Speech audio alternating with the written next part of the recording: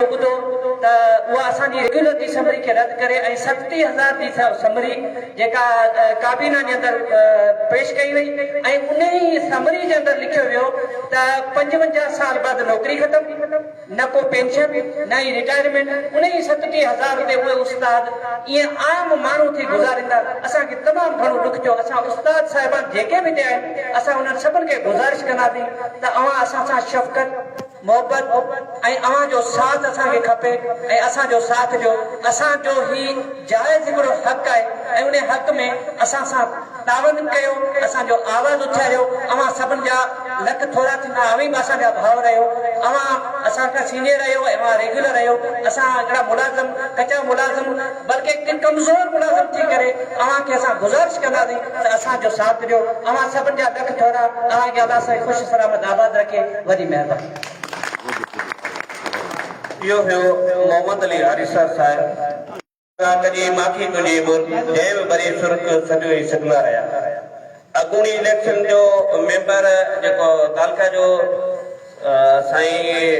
अली अकबर गजू साहिब खे गुज़ारिश कंदुसि त अचनि पंहिंजे ख़्यालनि जो इज़हार कनि। अली अकबर गजू साहिब।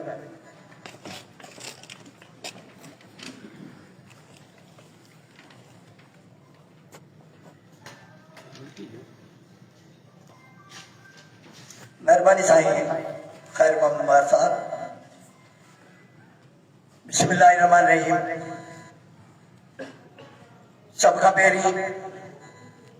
असांजो जेको मरकज़ी अॻवान पेटे अलफ़ साईं मोहतरम जनाब हाजी शफ़ी मोहम्मद सटियो साहिब खे हिते उमरकोट अचण ते असीं सभई उस्ताद दिल जी गहराइयुनि सां भलीकार चऊं था।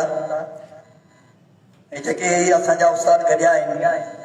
इन्हनि उस्तादनि सभिनी खे जफ़्स हुजे जेके साईं खे मान ॾियण लाइ गॾु थिया आहिनि। साईं जे मान में हिकिड़ो शेर चवंदुसि, बुरो बंबोर हरियाणी उजारियो, बुरो हो बंबोर हरियाणी उजारियो, लाथो सारे लोक तां हाड़े धड़ीअ होड़। बुरो हो बंबोर हरियाणी उजारियो, लाथो सारे लोक तां हाड़े धड़ीअ होड़। छोरियूं छुड़ण सिखियूं, छोरियूं छुड़न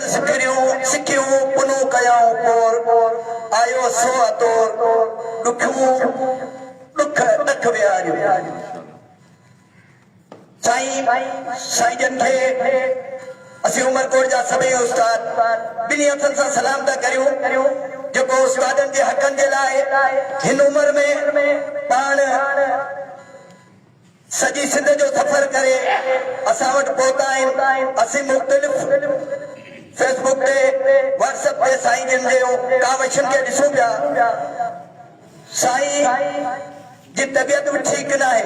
उन हूंदे बि असां सभई सलाम था करियूं साईं खे जो असांजे जाइज़ हक़नि जे लाइ साईं पाण पतोड़े असां सभिनी खे असांजे घर अची जॻाए थो त उथियो उथियो उथियो पंहिंजे हक़नि लाइ उथियो। साईं खे असीं मिंट में रुपयो कोन ॾींदासीं। साईं सफ़ीमत छठियो जेको आहे उहो हिकु बेबाक खरो सचो ताईं असांजे अॻियां हिकिड़े दफ़े ते हिकिड़ो गुरदेव दोस्त हुनखे बाइक वारे कुझु चयो, साईं नटन उस में बाइक जे अॻियां वेही रहियो ऐं नतीजो इहो निकितो जो कराची ताईं जा जेके ज़ोनल चीफ जेके हुआ उहो साईं वटि हुते मोहम्मद खान तॾहिं मोहम्मद खान में वञी मिठू कयो। साईं जो कुझु कोन थींदो, जंहिं उस्ताद जी दिल आज़ारी कई आहे, जंहिं उस्ताद खे ॾुखायो था उन खां हली माफ़ी वठो। ऐं असीं सभु गॾु हुआसीं हुते उहे सभई ज़ोनल चीफ आया ऐं उनजे जेको वॾो ऑफिसर हो उन उथी सभिनी उन उस्ताद खां माफ़ी वरिती, असां सभिनी खां माफ़ी वरिती। सो साईं अहिड़ो खरो ऐं सचो माण्हू आहे। अचो त साईं जो साथ ॾियूं। 10 तारीख़ जेका फेब्रुआरी जेका अचे पई, सुभाणे फेब्रुआरी जी 1 तारीख़ आहे, वधि खां वधि पाण हलूं। पंहिंजा मसइला आहिनि, पंहिंजे मसइलनि लाइ पाण न जाॻींदासीं त पोइ केरु जाॻींदो। हाराया सो त मुमकिन न आहे, हाराया सो त मुमकिन न आहे। ॻोठ जे घाट ते जे हुजी तूं खड़ो, हाराया सो त मुमकिन न आहे। ॻोठ जे घाट ते हुजी तूं खड़ो, लड़खड़ाए हिते केतिरा ई किरिया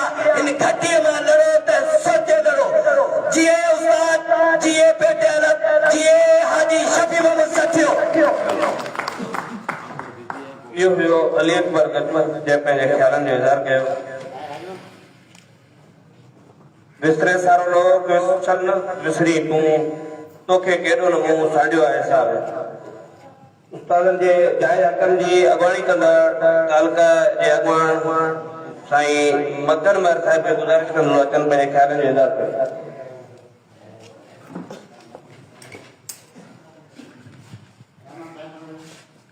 औज़ु बिल्लाहि मिनश शैतानिर रजीम बिस्मिल्लाहिर्रहमानिर्रहीम। अचबो जिगर अचबो त जिगर शेर धारे अचबो हर देव राकाश के दार मारे अचबो ए मंजिल मकसूद ही तो सा वायदो आ हर हाल में इंजाम के पारे अचबो। मोहतरम जनाब स्टेज ते हाजी शफी मोहम्मद सजो साहिब ऐं ॿिया असांजा ज़िले उमरकोट जा अॻुवान ऐं उस्ताद साथियो अस्सलाम वालेकुम। अॼु जो ही प्रोग्राम 10 फरवरी ते हाजी शफी मोहम्मद सटिया जेको ऐलान कयो आहे पंहिंजे ई मसइलनि जे लाइ। साईं जी त हाणे सर्विस मां 3 या 4 साल हूंदी, तव्हां नौजवाननि जे लाइ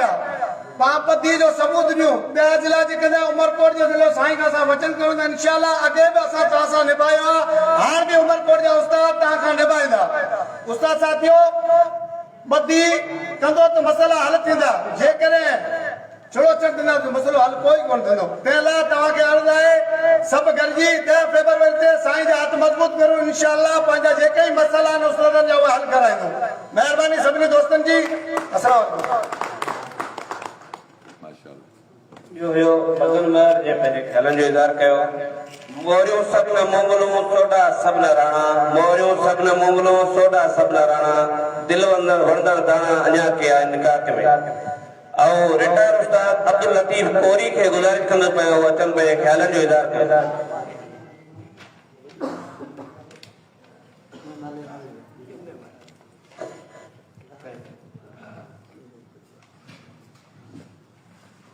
साईं सदाई करे मथे सिंध सुका दोस्त मिठा दिलदार आलम सबाबाद करी खैर मोहम्मद के बयारात में रिटायर करा नहीं अञा जे साम्हूं आहियां ऐं जेकॾहिं रिटायर हुजां हिन जो खैर मोहम्मद जो मतिलबु हो त साईं हाणे हितां पीटीएल मां उस्तादनि जी जदोजहद मां निकिरी वञे। साईं न रुगो निकिरंदुसि पर जेसि ताईं अवां जा मसइला हल न थींदा साईं शफी मोहम्मद सठियो सां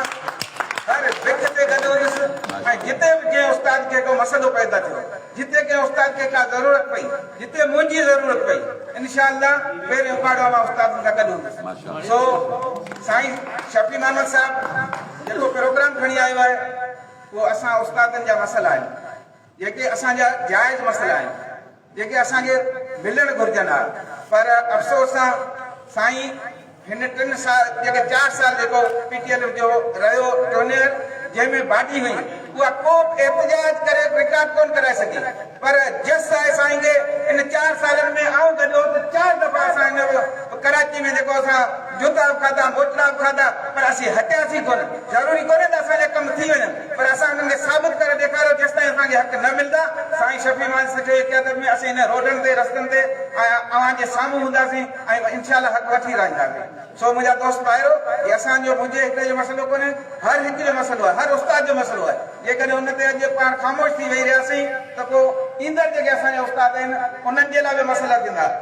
फर्ज़ करियो हाणे जेको अॻिते पेंशन ते मसइला पिया कनि ऐं असांजी सर्विसुनि ते मसइला पिया कनि, असांजी मुराइतूं जेके आहिनि उहे बि जेको कटीनि पिया। तंहिंजे करे पंहिंजे मसइलनि जे लाइ, पंहिंजे कम जे लाइ, पंहिंजे बचनि जे लाइ निकिरो ऐं जदोजहद करियो। साईं शफी मोहम्मद जी क़यादत में जदोजहद करियो, इंशाअल्लाह जेको आहे सो पाण खे कामयाबी मिलंदी। 10 फरवरी ते साईं जेको प्रोग्राम रखियो आहे कराची में धरणे जो उनमें वधि खां वधि शरीक थियो ऐं उमरकोट अव्हांखे ॿुधायूं उमरकोट हमेशह साईं इब्राहिम जेसिताईं साईं इब्राहिम जी क़यादत में जेको उमरकोट हमेशह उते जेको सो पहिरीं सिफ़ में बीठल हूंदो ऐं इंशाअल्लाह अॼु बि असीं अवां उमेद था रखूं त साईं इब्राहिम बि हूंदो, लतीफ कोरी बि हूंदो ऐं ॿिया अवी सभु हूंदा। असीं इंशाअल्लाह उते पहिरीं सिफ़ में इंशाअल्लाह उमरकोट हूंदो। साईं सरदार शाह असांजो पंहिंजो आहे ऐं साईं सरदार शाह जो बि जेको आहे तइलीम जे लाइ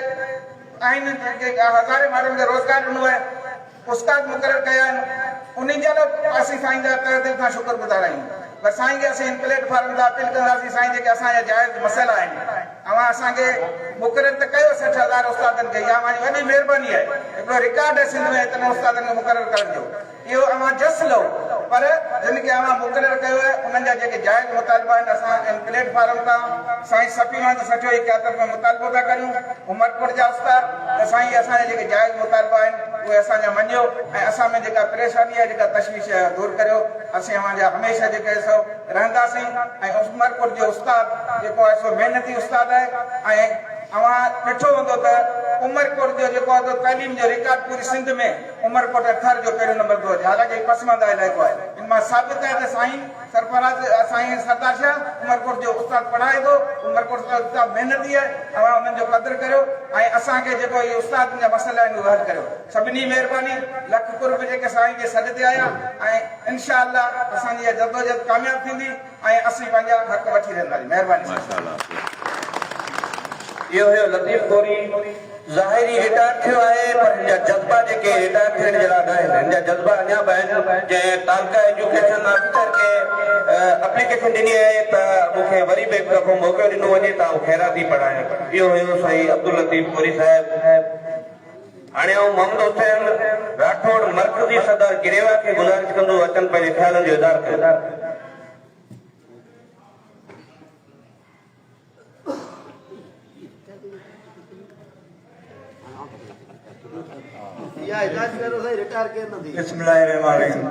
प्यारा साथियों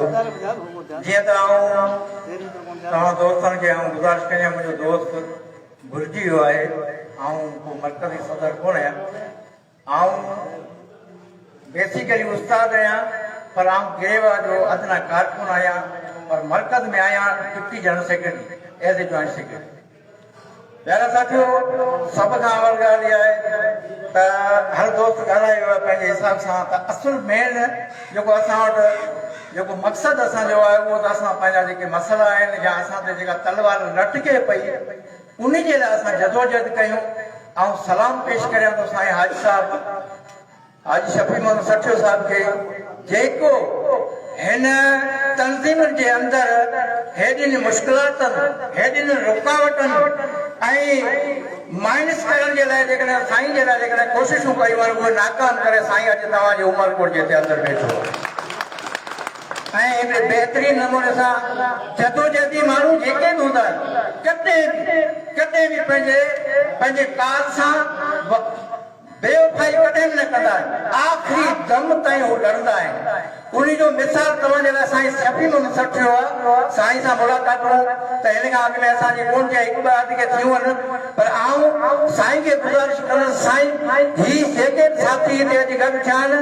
आऊं हिननि दोस्तनि खे सलाम पेश करियां थो त साईं जे नंढड़े हिकिड़े काल ते ऐं साईं जी नंढड़ी आमद ते दोस्तनि हितां जे दोस्तनि कोशिशि कई आहे वञे तव्हां हेतिरा वेठा आहियो ऐं जेकॾहिं तव्हां 10 तारीख़ ते पंहिंजो पाण मल्हाए पंहिंजे हक़नि जे लाइ पंहिंजे इरादनि जे लाइ पंहिंजे मुस्तक़बिल जे लाइ जेकॾहिं इंशाअल्लाह ताला तव्हां 10 तारीख़ ते पंहिंजो पाण मल्हायो त इंशाअल्लाह ताला तव्हां पाण हिन दुनिया जे अंदरि त ठीकु आहे पर तव्हांजी तारीख़ लिखजी वञी त उमरकोट जा दोस्त कंहिं ॻाल्हि में घटि न आहे उन खां पोइ आउं थोरी बि साईं शफ़ी मोहम्मद सठियो जे लाइ ॻाल्हि रखंदुसि त आउं गिरेवा तक़रीबन हिन खां अॻु में ॿियूं बि तंज़ीमूं ठहियूं आहिनि पर तव्हांखे साईं हाजी साहिब यादि हूंदो त जेका बि शइ मज़बूत उभरंदी आहे गवर्नमेंट जे ख़िलाफ़ हुजे कंहिं महा जे ख़िलाफ़ हुजे पर जॾहिं उहा का शइ उभरंदी आहे त उनखे टोड़ियो वेंदो आहे उन जे लाइ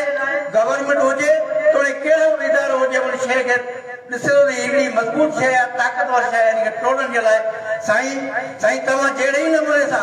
उन्हनि शयुनि जी परवाह न कई आहे इंशाअल्लाह ताला तव्हांजी 10 तारीख़ कामयाबु आहे कामयाबु दरअसल असांजो गवर्नमेंट रिटायर्ड एम्प्लॉइज़ जो असां 80 खां 85 असांजा मौजूदीन उस्ताद जेके साहिबान उहे असांजा हिन गिरेवा जे अंदरि बाक़ी 46 खाता आहिनि असांजी तंज़ीम जेका मैडम सुरैया मेमन साहिबा जी क़यादत में कमु करे थी इन्ही खे बि ईअं ई सठिया साहिब जीअं तव्हां सां थींदो आयो आहे ईअं ई असांजी गिरेवा ठाही आहे उन खां पोइ का ते कुरान जो कुझु आहे उन्हीं जे लाइ उन्हीं ताक़त खे रोकण जे लाइ असां बि 18 फेब्रुआरी ते कफन पोश हड़ताल जो ऐलान करे छॾियो आहे पर असीं अॼु हिन प्लेटफॉर्म ते आऊं था असां वाइदो कयां थो ऐं मर्कज़ी सेंट्रल एक्टिविटी कमेटी जो मेंबर आहियां उन जे करे तव्हां खां वाइदो कयां थो त 10 तारीख़ असां तव्हांजी हुते हाज़िरी भरींदासीं गवर्नमेंट वेलफेयर एसोसिएशन जे तरफ़ां ऐं इंशाअल्लाह असीं चऊं था त सर जेकॾहिं असांजी पाण में जेके तंज़ीमूं आहिनि पेटेल हुजे गस्ट्रा हुजे सपरा हुजे जेकॾहिं कोऑर्डिनेशन जेकॾहिं असांजी हुजे त असां ते हिकिड़ो हिन खां अॻु में हिकिड़ो वार थियो हो उहो वार ईअं थियो त तंज़ीमूं जॾहिं ख़तम पिए कयूं त ही नाचीज़ बंदो उन कोऑर्डिनेशन में हो जंहिंमें असांजूं सभई तंज़ीमूं गॾियल पेटेल सपरा आपका सभई तंज़ीमूं हुयूं ऐं असां ते जेकॾहिं इहो तंज़ीम खे जेको आहे रिश्ते नाबूद करण जी जिन साज़िशूं कयूं थिए उहो इंशाअल्लाह अॼु असां उहो बहाल करायोसीं अॼु तंज़ीम पेटेल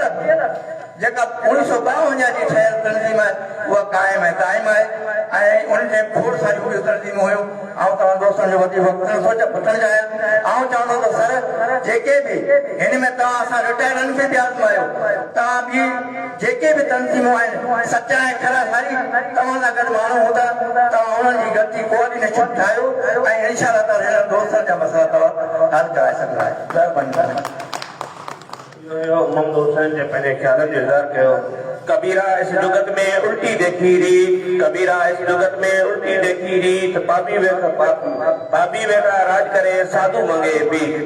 हाणे आऊं पेटेल जे अगूणे सिटी सदर मोहन चंदन वनवाणी साहिब खे गुज़ारिश कंदुसि तो अचनि पंहिंजे ख्याल जो इज़हार कयो अगूणो सिटी सदर पेटेल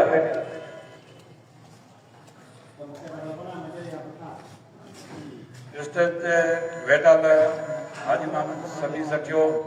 जेको मर्कज़ी अॻवान आहे उहो जेको असां उस्तादनि लाइ पैगाम खणी आयो आहे त 10 तारीख़ ते जेको आहे पंहिंजो कराची में पंहिंजे हक़नि लाइ जेको आहे जदोजहद आहे उन में शरीक थियण लाइ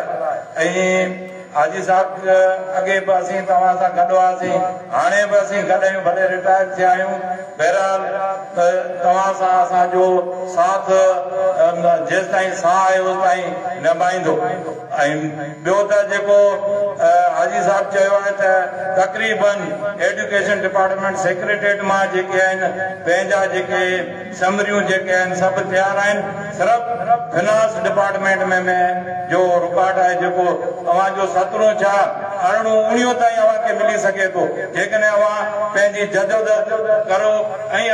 इहो ई जेको 10 तारीख़ आहे इन ते 20, 25, 30 हज़ार माण्हू जेकॾहिं पंहिंजा आहिनि कराची में त उन ॾींहुं नोटिफिकेशन निकिरी वेंदो पर उस्ताद जेके आहिनि घर में वेठा आहिनि घर वेठे का बि कोन मिलंदी महाराज निकिरो ऐं 10 तारीख़ उते पहुचो त वध में वधि जेके हर को उस्ताद जेकॾहिं को भाड़ो नथो भरे सघे त ॿियो उस्ताद जेको भरे सघे थो उनखे वठी अचे इहो आहे हमदर्द जेकॾहिं हिकिड़ो उस्ताद जेकॾहिं 5 ॿिया 4 ॿिया करे सघे थो त बि जेको आहे इन जहिड़ो भलो थियो किताब 2-3 गाॾियूं निकिरनि अमरकोट ज़िले में कुनीरी में निकिरे पितोरे में निकिरे अमरकोट में निकिरे तंहिं थींदो आहे वेठे हक़ कोन मिलंदा इहो तव्हां जेको असीं अॻे पेटेल में रही आहियूं असीं इस्लामाबाद में विया आहियूं